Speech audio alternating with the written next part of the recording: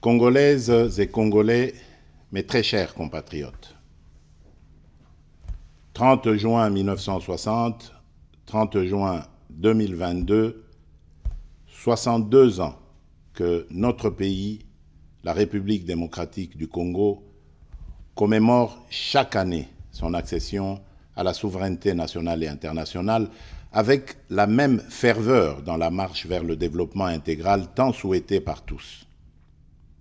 Le 30 juin 1960, cette date illustre, gravée de façon indélébile dans nos cœurs, est l'aboutissement de longues années de lutte sans relâche.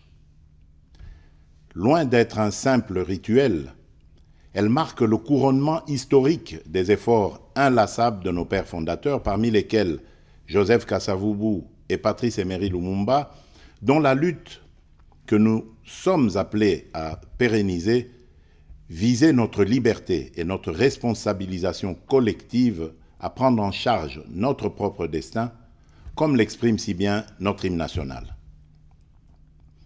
Il s'agit d'un appel, un engagement pour chacun de nous à travailler pour rendre effective notre profonde aspiration à l'émancipation, à plus de démocratie et au progrès social en tant que peuple.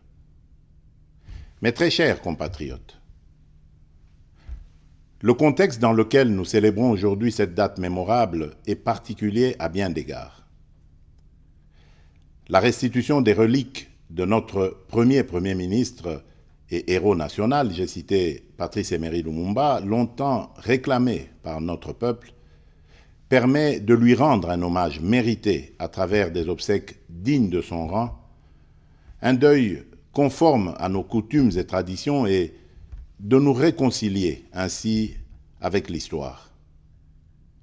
À ce propos, je me réjouis des regrets exprimés par le roi Philippe de Belgique le 8 juin 2022 sur l'esplanade du Palais du Peuple. En effet, avec des mots forts et profonds, il a dénoncé le régime colonial basé sur l'exploitation, le qualifiant de système pernicieux ayant honteusement terni l'histoire de la Belgique. Je me réjouis également des mots courageux prononcés le 20 juin dernier à Bruxelles par M. Alexander De Croo, Premier ministre, pour présenter les excuses officielles du gouvernement belge sur la manière dont son pays avait pesé sur la décision de mettre fin au jour de Patrice Emery Lumumba. Par ailleurs, pour compléter l'histoire glorieuse et héroïque des pères de notre indépendance, j'ai décidé, en date du 9 juin 2022, d'élever Joseph Okito et Maurice Mpolo, les deux compagnons d'infortune de Patrice Emery Lumumba, au grade de grands officiers dans l'Ordre national et héros nationaux Kabila Lumumba. Mes très chers compatriotes, parlant de notre coopération bilatérale, en dépit des écueils qui ont émaillé notre parcours, la restitution officielle à notre pays par la Belgique du masque Kakungu du peuple Soukou augure une nouvelle ère et marque la dimension éminemment culturelle de cette nouvelle étape de la coopération belgo-congolaise. Cette restitution déclenche un véritable processus de réappropriation de notre patrimoine culturel et par là de notre identité. 62 ans après, la Belgique et notre pays sont désormais déterminés à se tourner résolument vers l'avenir et à écrire un nouveau chapitre de leur histoire afin de transmettre à la nouvelle génération une mémoire collective pacifiée. Mes très chers compatriotes, la célébration de ce jour a lieu dans un contexte sécuritaire particulièrement préoccupant qui affecte notre existence en tant que nation. Comme nous le savons, notre pays fait face à une énième agression de la part du Rwanda qui agit sous couvert du mouvement terroriste M23 et ce, en violation de tous les accords et traités internationaux. À ce sujet, garant de l'unité et de la cohésion nationale, je réitère mon serment constitutionnel de maintenir l'indépendance et l'intégrité territoriale et de sauvegarder l'unité nationale. Je rassure le peuple congolais. dans toute sa diversité, que je ne ménagerai aucun effort pour que la paix et la sécurité soient rétablies et que les agresseurs soient repoussés hors de notre territoire. Dans le même sens, j'appelle chacun de nous à considérer l'intégrité de notre territoire comme une question vitale pour laquelle nous n'admettrons ni transaction ni compromission. C'est ici le lieu de rappeler que notre option pour la paix et notre sens de relation de bon voisinage ne constituent pas une faiblesse. Les Congolais, peuple épris de paix et de justice, n'accepteront aucunement d'être agressés constamment. Pour imposer cette paix que nous appelons de tous nos vœux, nous userons de toutes les voies de droit nous reconnues pour que le peuple congolais vive définitivement dans la paix et la quiétude sur son sol. Mes très chers compatriotes, la paix et la sécurité nationale demeurent pour nous la priorité absolue. La République démocratique du Congo, notre pays, a déjà payé un lourd tribut, avec près de 10 millions de morts, ainsi que plusieurs millions d'autres personnes déplacées à la suite des atrocités commises par les forces d'agression, les forces négatives et les autres groupes terroristes étrangers appuyés par des puissances extérieures. Pour mettre fin à cette situation, nous avons résolu d'orienter nos efforts vers le double front diplomatique et militaire.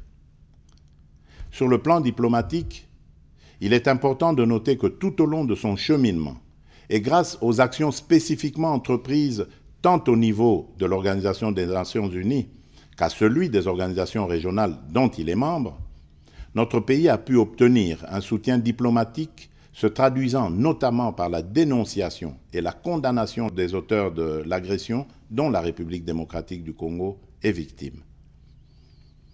Le processus de paix de Nairobi, initié par le président Uhuru Kenyatta, entamé le 21 avril 2022 et ayant conduit aux consultations constructives avec les groupes armés locaux, est le fruit d'une réflexion mûrie lors des conclaves des chefs d'État de la communauté d'Afrique de l'Est, à laquelle notre pays a adhéré récemment. Ces consultations s'inscrivent dans le cadre du volet politique de la mise en œuvre du communiqué du deuxième conclave des chefs d'État en vertu du traité d'établissement de la communauté d'Afrique de l'Est. C'est dans cette même perspective qu'il convient de placer le déploiement d'une force régionale dans la partie est de notre pays en appui à nos forces de défense et de sécurité, composées de troupes de certains pays amis, membres de la communauté, afin de contribuer à l'éradication définitive des violences et de l'insécurité.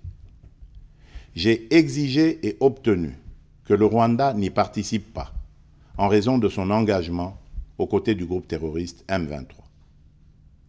Dans le prolongement des efforts fournis pour le renforcement de l'autorité de l'État sur l'étendue de la République, j'ai mis en place le programme de désarmement, démobilisation, relèvement communautaire et stabilisation, PDDRCS en sigle, pour répondre aux attentes des milliers de combattants des groupes armés congolais ayant déposé les armes. Dans ce cadre, je réaffirme qu'aucun cahier de charges portant sur l'intégration automatique dans les forces de sécurité ou sur les demandes d'amnistie pour des crimes imprescriptibles ne sera accepté. À ce sujet, j'en appelle à tous les autres groupes armés nationaux de s'engager sans retenue dans le processus de Nairobi et d'adhérer ainsi au programme DDRCS. Le gouvernement congolais, particulièrement au sujet de l'accord cadre d'Addis Abeba, au regard de différentes évaluations faites lors des réunions de haut niveau, a démontré sa volonté légendaire à travailler pour la paix et la sécurité collective dans la région en respectant ses engagements, ce qui n'est pas le cas pour d'autres. Mes très chers compatriotes, sur le plan militaire, l'état de siège que j'ai proclamé en application des dispositions pertinentes de notre Constitution et dont les résultats sont de plus en plus palpables au-delà des évaluations à venir, répond à l'impératif de paix et de sécurité évoqué plus haut. Il a permis de démasquer les véritables ennemis de notre pays. En effet, depuis sa proclamation, l'administration militaire des deux provinces a concouru non seulement à la neutralisation et à la reddition de plusieurs centaines d'éléments des groupes armés, mais également à la récupération des armes ainsi qu'au démantèlement de plusieurs réseaux de trafic illicite d'armes et de minerais. L'état de siège a rendu possible l'anéantissement des réseaux de ravitaillement de certains groupes armés et la récupération de nombreuses localités dans l'est du pays, autrefois sous contrôle de ces derniers.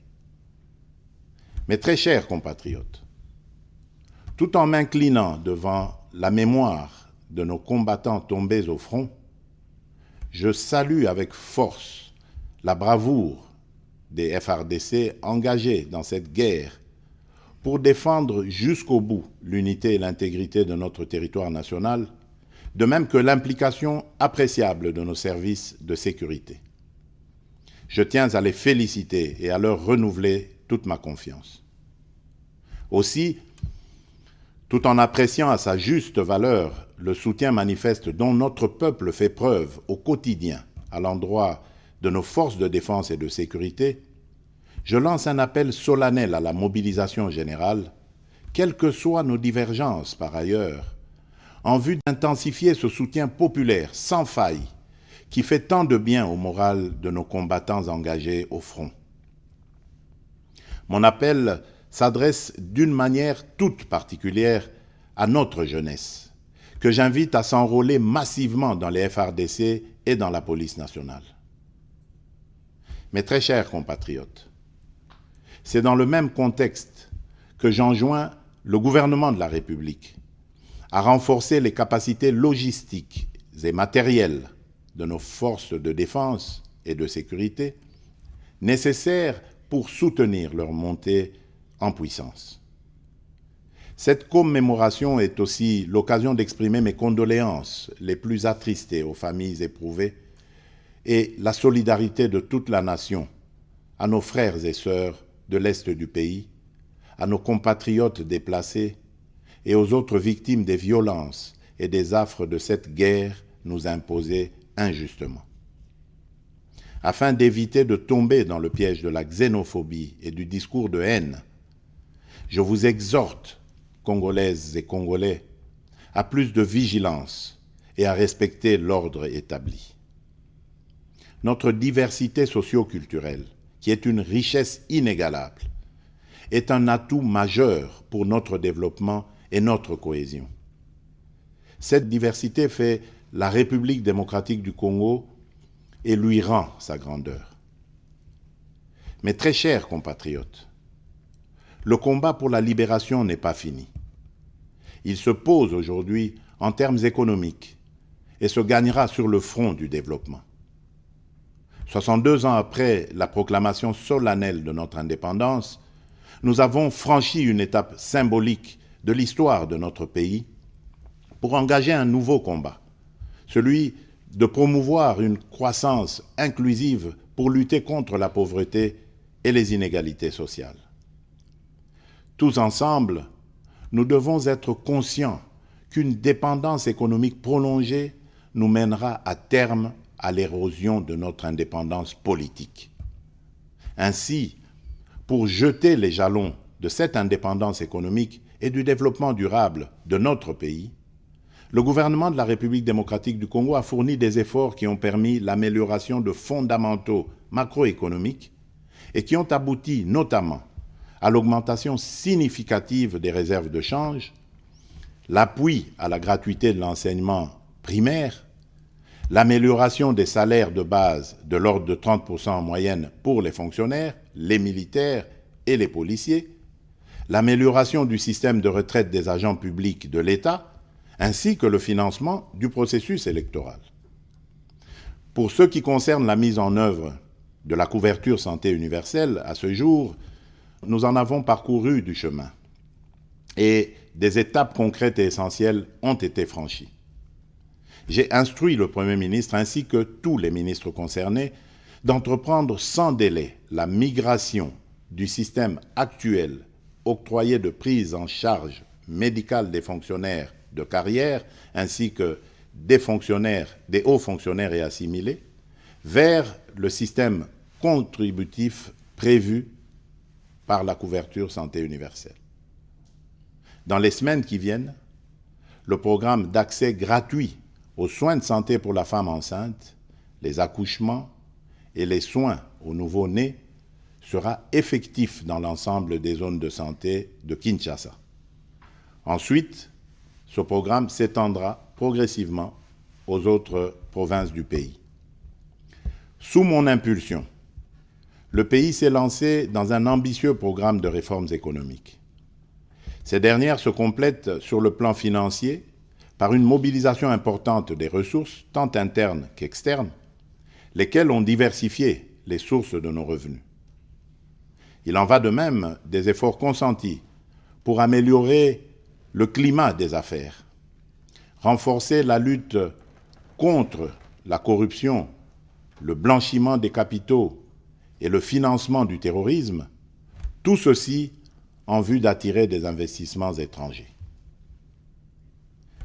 Cependant, il reste encore des défis considérables à moyen et long terme.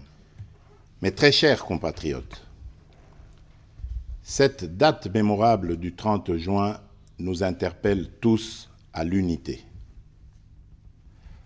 Par-delà nos diversités de tous ordres, et au regard des menaces et autres velléités dont le pays est victime, ce 30 juin à la saveur si particulière est une date qui doit absolument nous rassembler, symboliser et galvaniser notre serment de vivre ensemble, unis par le sort et dans l'effort, serment que nous avons hérité de nos pères fondateurs et que nous devons, à notre tour, vertueusement transmettre aux générations futures.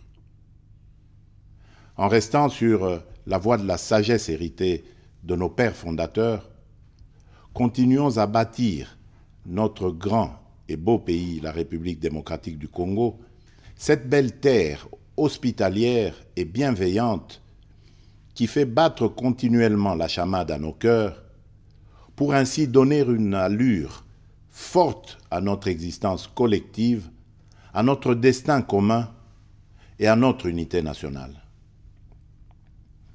Bonne et heureuse fête de l'indépendance à toutes et à tous.